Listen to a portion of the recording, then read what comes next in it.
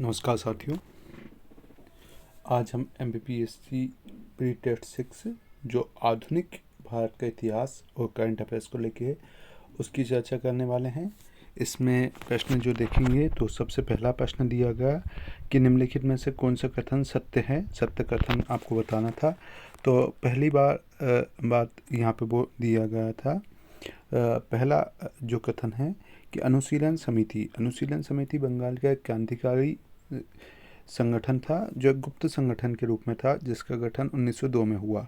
ये बात तो सही है कि अनुशीलन समिति बंगाल की कार्यक्षेत्र में करता था। ये बात भी सही है। क्रांतिकारी संगठन था, ये भी सही है। और 1902 में गठन किया गया, ये बात भी सही है। मिदनापुर में अनुशीलन समिति की स्थापना पी मित्रा ने की, ये बात थोड़ी सी गलत दी गई है। कलकत्ता में इसका गठन ज्ञानेंद्र नाथ बसु ने दिया, ये बात गलत दी गई है। एक्चुअल में सही जो है कि मिदनापुर में ज्ञानेंद्र नाथ बसु ने इसकी स्थापना की थी, जबकि कलकत्ता में इसके जो नेतृत्व करता थे वो पी मित्रा थे। तो यहाँ पे दोनों चीज़ों को रिवर्स कर दिया गया है, दोनों चीज़ों को रिवर्स करके दिया गया, अतः ये कथन आपका गलत हो जाता। तो सही ऑप्शन आपका कौन सा होता? ए ऑप्शन यहाँ पे आपका सही होता है जो हम देख पा रहे हैं। ठीक है। अब इसके बाद आपका अगला जो प्रश्न है वो है कि गुप्त सभा मित्र मेला भी एक संगठन था। तो मित्र मेला के संदर्भ में बोला गया है। तो मित्र मेला का गठन किसने किया गया? तो देखिए, मित्र मेला एक संगठन था जिसकी स्थापना श्री बी.डी. सावरकर जी के द्वारा, बी.डी. सावरकर के द्वारा उनके भाई जो थे जिनका नाम था गणेश दामोदर सावरकर के साथ मिलकर इसकी स्थापना की गई थी। गणेश दामोदर सावरकर और बी.डी. सावरकर ने इसकी स्थापना की। साथ ही साथ मित्र मेला के गठन करने के बाद लगभग 1904 में एक और संगठन जिसका नाम था अभिनव भारत की स्थापना भी बी.डी. सावरकर जी के द्वारा की गई थी। तो हमारा सही विकल्प यहाँ पे जो निकलता है वो ए विकल्प यहाँ पे सही तरीके से निकलता है। इसके बाद अगर हम देखेंगे हमारा अगला प्रश्न, तो ये दिया गया कि लाहौर अधिवेशन में कौन सा निर्णय नहीं लिया। 1929 में जो अधिवेशन हुआ था वो लाहौर अधिवेशन हुआ था। इस अधिवेशन की जो अध्यक्षता की थी पंडित जवाहरलाल नेहरू के द्वारा इसकी अध्यक्षता की गई थी। लाहौर अधिवेशन की अध्यक्षता किसने की थी? तो जवाहरलाल नेहरू जी के द्वारा इसकी अध्यक्षता की गई थी। और उसके संदर्भ में आपसे यहाँ पे कथन पूछा गया, तो वो कथन कौन सा था कि भाई लाहौर अधिवेशन में पूर्ण स्वराज का प्रस्ताव पारित किया गया। ये बात एकदम सही था कि ये निर्णय लिया गया था। सविनय अवज्ञा आंदोलन का भी प्रस्ताव यहाँ से पारित किया गया था, ये बात भी सही है।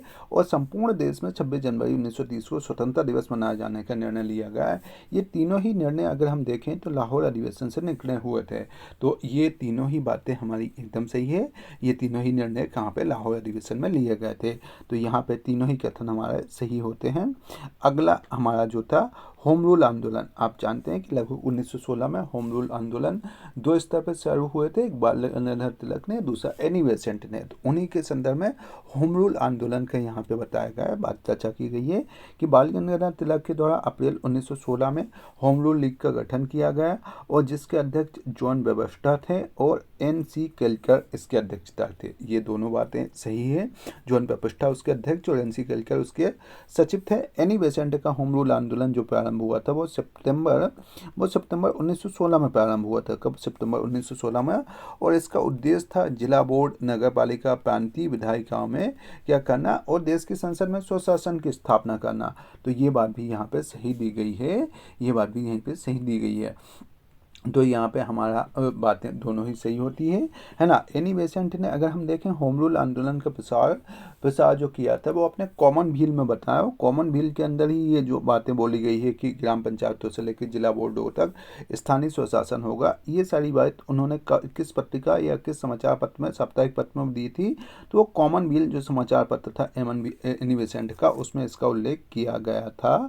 तो ये हम यहाँ पर जान पाए। अगला हमारा जो प्रश्न था कि यहाँ पे 1857 के जो विद्रोह को लेके अलग अलग कथन किए जाते हैं उनमें हमको बताना था कि कौन सही है कौन सही नहीं है। तो देखिए, पहला डिजरायली ने इसको राष्ट्रीय विद्रोह के रूप में बताया, इसमें कोई डाउट नहीं है, ये बात एकदम सही है। एस.एन. सेन ने राष्ट्रीयता के अभाव में भारत का स्वतंत्रता संग्राम इसको बताया, ये बात भी एकदम सही है। इसके बाद यहाँ पे लॉरेन और सील ने कहा, तो देखिए लॉरेन और सील है इसको एक सैनिक विद्रोह की एक उपाधि देते हैं। वो क्या बोलते हैं कि भाई ये क्या था? एक सैनिक विद्रोह था। तो लॉरेन एंड सूलर के द्वारा इसको सैनिक विद्रोह कहा गया है। जबकि सभ्यता और बर्बरता का जो संग्रह है ना, सभ्यता और बर्बरता का जो संघर्ष बताया वो टी.आर. होम्स के द्वारा बताया गया। वो किसके द्वारा? टी.आर. होम्स के द्वारा इसे बताया गया। टी.आर. होम्स इसको सभ्यता और बर्बरता का संघर्ष बताते हैं, जबकि रीन्स इसको बताते हैं कि यह धर्मांधों का ईसाई धर्म के विरुद्ध एक प्रकार से युद्ध था। तो ये कौन बताते हैं? आपके रीन्स बताते हैं। तो आपका सही विकल्प जो निकलता है वो आपका सी विकल्प निकलता है। इसके बाद अगर हम देखेंगे तो हमारा अगला प्रश्न था कि जो अभी यूक्रेन में युद्ध हो रहा, रसिया और यूक्रेन के बीच में युद्ध हो रहा, इसमें भारतीयों को वापस लाने के लिए, भारतीयों को निकालने के लिए, है ना, भारतीयों को वापस लाने के लिए आप देखेंगे तो रोमानिया से जो वापस लाए जा रहे हैं, या उसके आसपास बेलारूस से वहाँ पे हमारी फ़्लाइट जा रही है।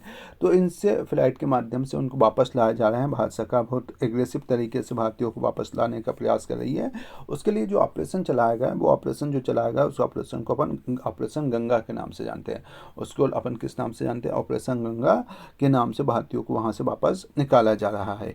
अगला आपका प्रश्न था देवासीन पांडे, है ना। देवाशीष पांडे को जो आपका भारतीय बीमा नियामक विकास प्राधिकरण है, इरडा जिसको अपन बोलते हैं, तो इरडा के नए अध्यक्ष के रूप में देवाशीष पांडे को नियुक्त किया गया है।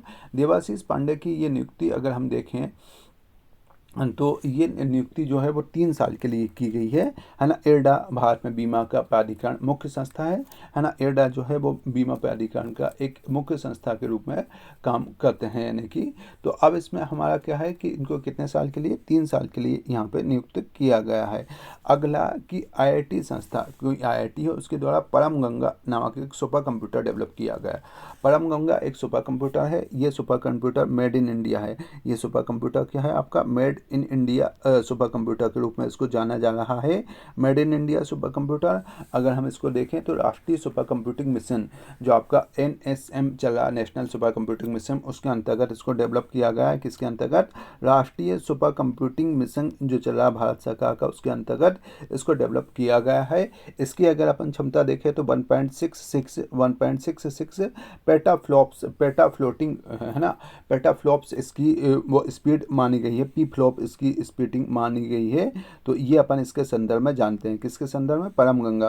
तो परम गंगा को जो डेवलप काम किया है वो किसके द्वारा? IIT रुड़की के द्वारा इसको डेवलप किया गया है। किसके द्वारा? IIT रुड़की के द्वारा इसको डेवलप करने का काम किया गया है। तो सही विकल्प जो होगा वो डी विकल्प यहाँ पे हमारा सही होगा। अब क्या है अगला प्रश्न के रूप में अगर हम जानेंगे तो उसमें क्या था कि भारत का पहला व्यावसायिक स्तर पर बायोमास आधारित हाइड्रोजन संयंत्र। तो देखिए बायोमास आधारित हाइड्रोजन संयंत्र यहाँ पर डेवलप किया जा रहा है। ये लगभग 24 करोड़ की लागत से डेवलप किया जा रहा है। कितना? लगभग 24 करोड़ रुपए की लागत से इसको डेवलप किया जा रहा है ना। ये जो है वो किसमें? बायो ग्रीन नामक एक संयुक्त उपक्रम है, उसके सहयोग से इसको डेवलप किया गया है। और ये जो है फरवरी 2022 तक इसका क्या होगा? फरवरी 2022 में इसको स्थापित करने का निर्णय लिया गया। और जो ये स्थापित जो किया गया वो कहाँ पे? खंडवा जिले में स्थापित किया गया है। खंडवा जिले में, मध्य प्रदेश में खंडवा जिले में पहला बायोमास आधारित संयंत्र स्थापित किया जा रहा है, लगभग 24 करोड़ रुपए की लागत से, है ना। इसमें किसानों ने साथ ही साथ वहाँ पे किसानों के अलावा किसानों के द्वारा जो है एक संयुक्त उपक्रम का निर्माण किया गया। वो आपका जो था बीजल ग्रीन एनर्जी के नाम से, उसके माध्यम से इसको डेवलप किया जाएगा। ठीक है। अगला आपका जो प्रश्न था वो हमारा कौन सा था कि भगवान बुद्ध की शयन मुद्रा में विश्व की सबसे लंबी प्रतिमा, है ना। भगवान बुद्ध की अगर हम देखें तो क्या बोला गया कि शयन मुद्रा में सबसे लंबी प्रतिमा जहाँ पे स्थापित की जा रही है वो कहाँ पे होगा? तो देखिए भगवान बुद्ध की शयन मुद्रा में जो लंबी प्रतिमा है वो बोध गया में स्थापित की जा रही है ना। बोध गया में स्थापित की जा रही है। इसका निर्माण कार्य जो प्रारंभ किया गया था वो 2019 से इसका निर्माण कार्य प्रारंभ किया गया है। ये लगभग 100 फीट लंबी मानी जा रही है। 100 फीट लंबी प्रतिमा यहाँ पे स्थापित कर रहे हैं, है ना। ये लगभग 100 फीट वो लंबी प्रतिमा है।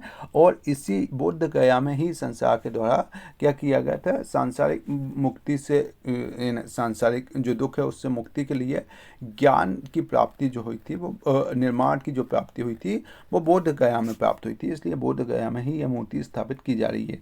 तो सही विकल्प जो होगा वो बोध गया होगा। अब फिर आपका अगला जो प्रश्न था, इसके बाद अगला प्रश्न था कि थियोसॉफिकल सोसाइटी जो है इसका अंतर्राष्ट्रीय मुख्यालय कहाँ स्थित था। तो देखिए थियोसॉफिकल सोसाइटी की अगर हम स्थापना की बात करें तो 1875 में इसकी स्थापना हुई थी।